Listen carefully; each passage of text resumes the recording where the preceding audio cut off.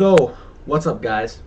I know I have not made a video in about 2 weeks or so, and to the people who watch my videos, sorry for taking so long. I know I promised to make videos.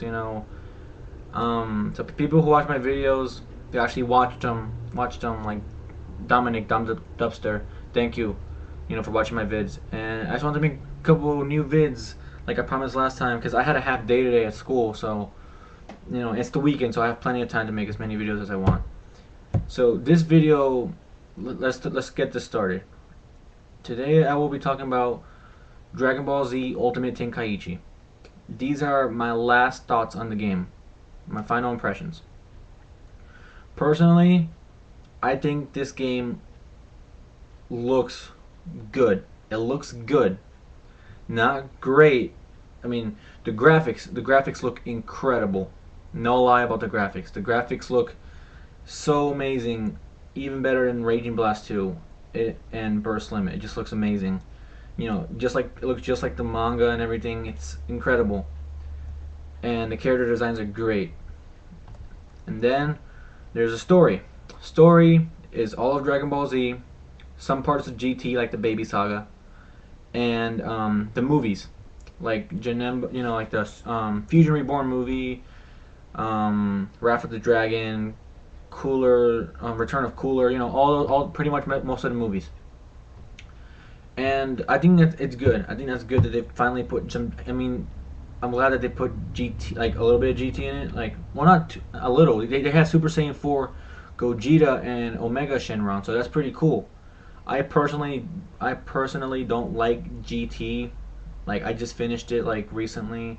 Yeah, I know. I just finished GT. I started Dragon Ball, like watching it sometime after the live action movie came out, because I didn't watch it as a kid. Yeah, if you've seen one of my older videos, I said I didn't watch it as a kid. But anyways, when I saw GT, I was like, oh my gosh, this is crap. Like, when I first started watching it, I was enjoying it, but then I was like, oh, this is like really, really just fucking bullshit. But I'll rant about that later. Anyways, Dragon Ball Z Ultimate Tenkaichi, it looks pretty good. Like I said, they have GT characters in it now, so but I'm not even sure if they have Super Saiyan 4 Goku and Super Saiyan 4 Vegeta. They have Gogeta, Super Saiyan 4 Gogeta, but I've seen nothing about Super Saiyan 4 Goku and Vegeta, so that kind of sucks. I mean, I'm not a big fan of Super Saiyan 4. I thought it was kind of pathetic in GT, to be honest. But they do look kind of cool, and I think Super Saiyan 4 Gogeta is pretty sweet. So I'm glad that at least Super Saiyan 4 Gogeta and Omega Shenron are in it. And also the biggest part of this game. Hold on a second. This sun is like really bothering me. And there we go. That's good. It was all on my face. Anyways, the whole thing with the character creation. That's the biggest thing about this game. Character creation. I think that looks awesome. You make your own Super Saiyan. Finally, for the first time, we get to make our own Super Saiyan. So, I mean, and you can finally play with the character online. You can play with your own created character online, fight against a bunch of other created characters, along with, any of the DBZ characters already. They have, like, you can fly around the world, around Dragon World, as your character, and fight opponents from the Dragon Ball Z series and movies and GT. And I think that's really awesome. It reminds me of like the free roam type of thing in Budokai Tenkaichi 2. It reminds me of that, and I think it's pretty cool how in the story mode you can also fly around as well. If you've seen some of the videos of like Vegeta flying around, and your character gets to fly around Earth and then pick the place to fight, kind of like I said in Budokai Tenkaichi 2, which is still my favorite DBZ game because I think it's amazing. But I have not played every DBZ game in the world. But so far, I think this game's, amazing. Budokai Tenkaichi 2.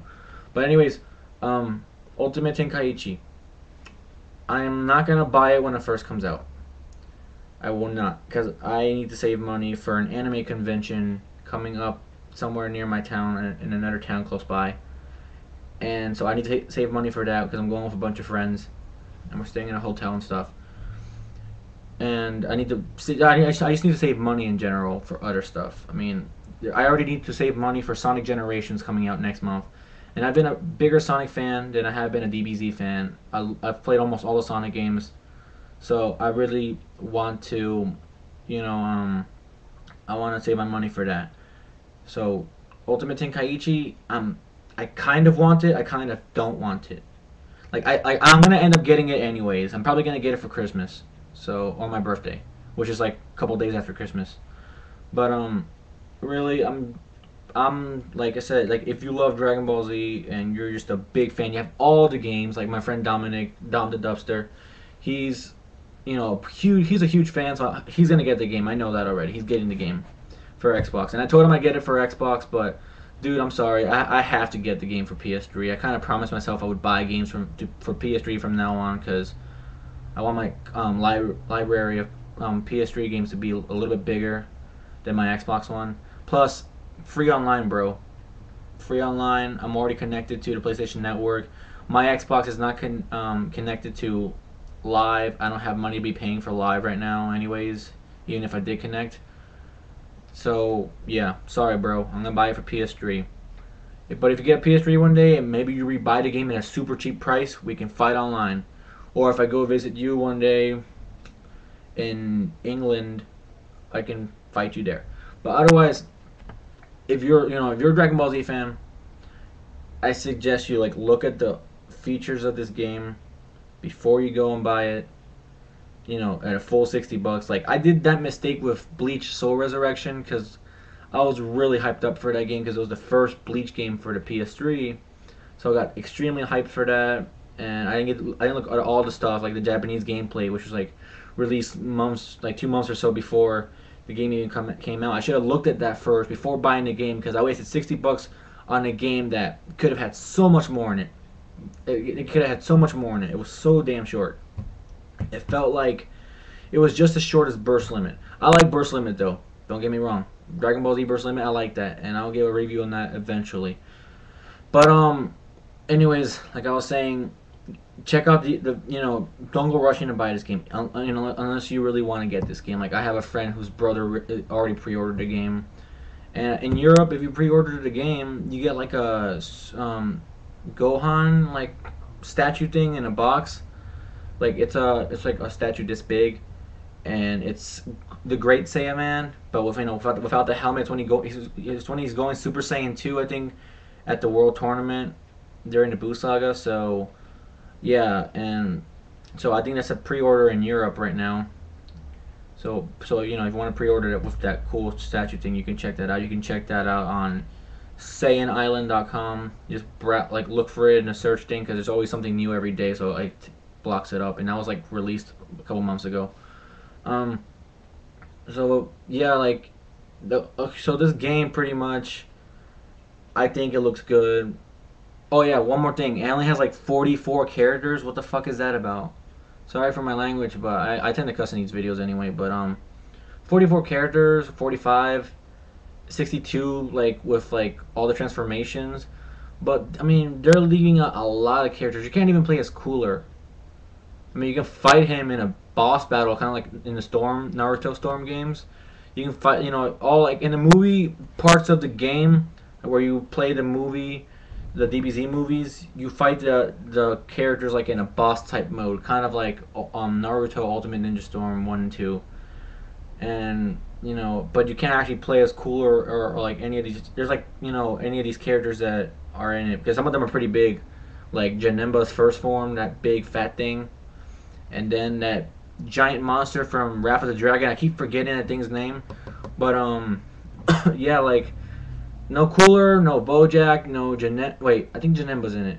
I'm not sure. I'm pretty sure he is.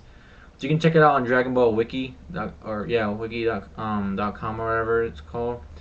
And it should show you a list, but that's a disappointing character roster. I mean, sometimes I don't like it when there's too many characters, but, I mean, come on, this DBZ is supposed to have a lot of characters. I actually prefer a lot of characters.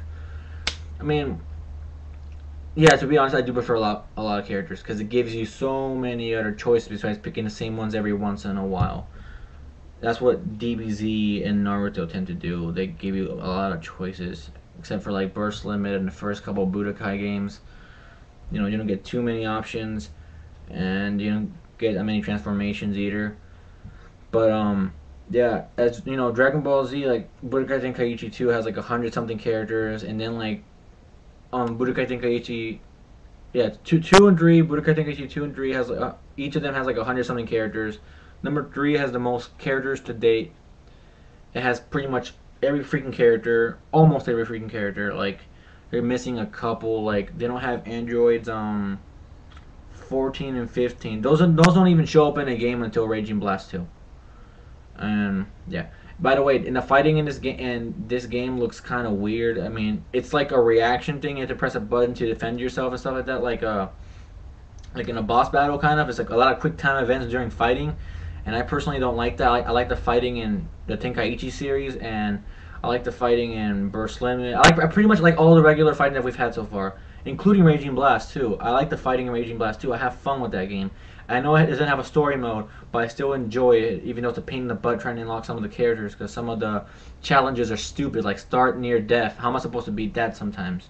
Or like finish off your opponent before Raging Soul ends, and like this is bullcrap. So, but you can modify your character to help you win those things.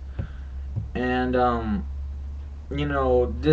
fighting just looks. You can check out all the fighting, the kind of the free room. You can check that stuff out here on YouTube because I can't. Yeah, no, I can't really show you right now, but like you can just check all that out. The fighting, like most of you have probably already seen the trailers already. They're just kind of stopping and like they're attacking each other and they stop and you have to like press a button and you like can block their move and stuff. The reason they did that was because they didn't want people spamming the shit out of out of their attacks. Like your Super Saiyan 3 Goku, you're using true Kamehamehas like over and over again.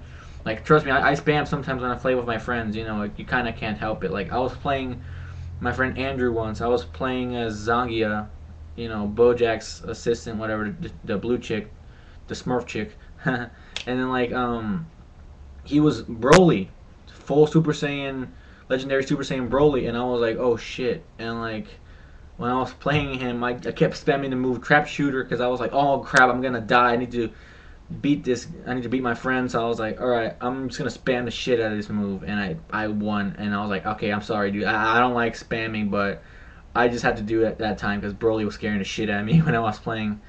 But yeah, I mean, this game, the fighting, like I said, it's kind of it's to give people a chance of not, a chance to not get their asses whooped so easily by spamming, characters that spam a lot, people that spam with their characters like on Raging Blast 2 or something like that, or people who spam a lot in Ultimate Ninja Storm 2. So like, it's just you need more skill to fight in this game, pretty much, and you know pretty much that's the gist of it. I think I covered everything so far. If I've missed anything, please write it down in the comments. And so far, I think this game looks good. I'm not going to judge it completely yet. I'm judging it. I tend to judge things a little bit too early, but I'm not going to judge it completely yet. It does look good. The graphics look phenomenal.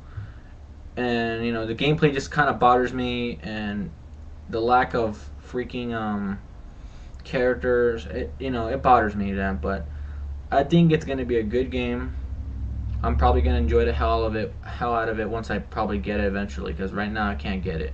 So if you want to see a review of that game, either wait like 2 more months in December when I probably get it, or if I get a job soon, I can probably get it, whatever, and or if I end up renting it or something and I play the crap out of it, then I will give a review on that. I prefer buying it though, but might as well rent it, see how it goes.